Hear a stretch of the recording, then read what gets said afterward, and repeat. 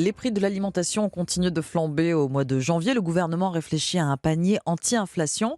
Il s'agit d'inciter la grande distribution à vendre à bas prix une liste de produits de première nécessité. Le projet pourrait aboutir le mois prochain, mais il provoque la colère des petits commerçants. Votre invité Alexandre, c'est Joël Mauvignier, vice-président de l'Union des entreprises de proximité, président de la Confédération générale de l'alimentation en détail. Bonjour Joël Mauvignier.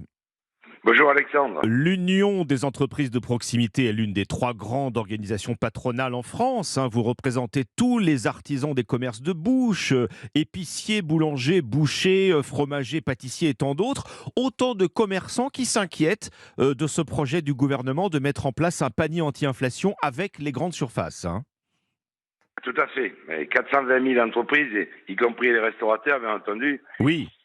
Aujourd'hui, on monte au créneau parce que ce qu'est en train de faire le gouvernement, et particulièrement Olivier Grégoire, c'est quand même désolant de voir ça.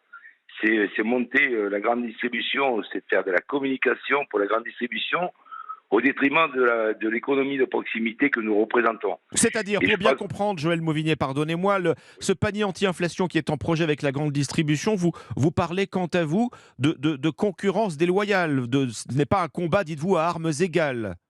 Ben, tout à fait. Comment voulez-vous que nous, dans nos villes et nos villages, nous puissions nous organiser entre le boulanger, l'épicier, le charcutier, etc., de faire un panier anti-inflation? Ce n'est pas possible. Alors que pendant la période Covid, tout le monde était content de nous trouver ouverts. Donc aujourd'hui, je ne comprends pas, sachant que dans ce panier anti-inflation, qu'est-ce qu'il y a dedans?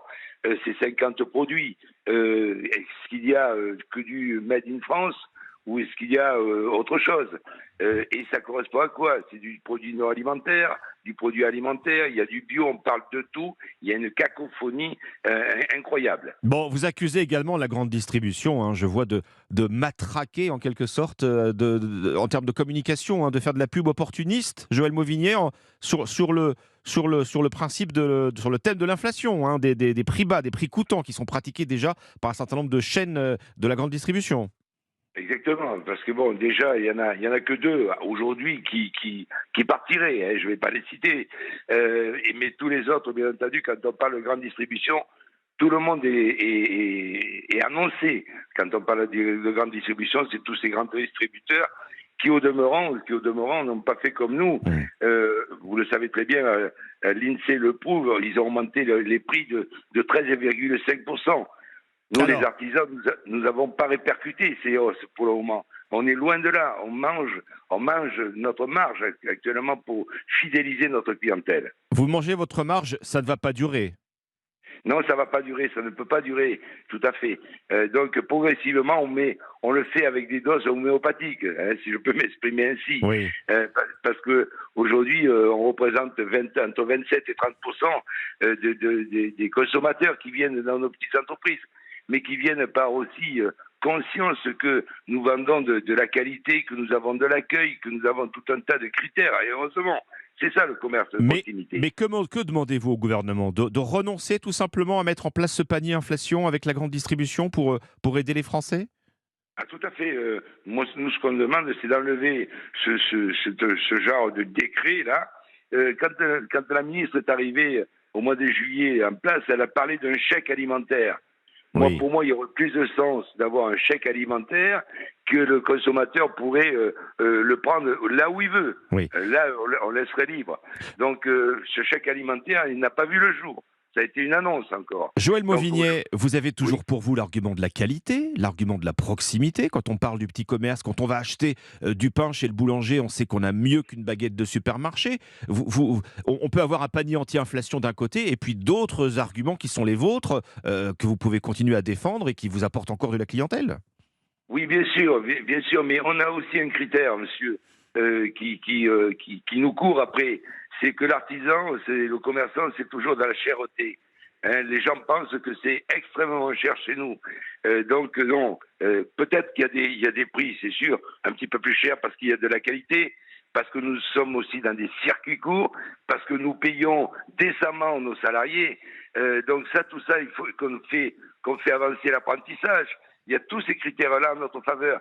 Il faut juste que le consommateur, mais j'ai confiance au consommateur, qu'il fasse la différence là-dessus. Voilà. Alors, si on ne met pas en place de panier anti-inflation, qu'est-ce qu'on fait? Qu'est-ce qu'on fait pour soulager le porte-monnaie des Français, Joël Mauvigné, dans ce cas? Mais je vous l'ai dit, que la ministre elle fasse ce qu'elle a dit au début, que vous êtes arrivé, ce chèque alimentaire.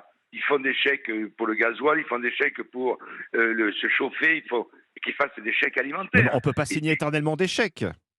Non, mais à ce moment-là, mais qu'on ne fasse pas aussi, une différence entre les grands mammouths et puis nous. Donc, et ce n'est pas je le dis, ce n'est pas quand j'écoute le président de la République que j'ai rencontré en début d'année.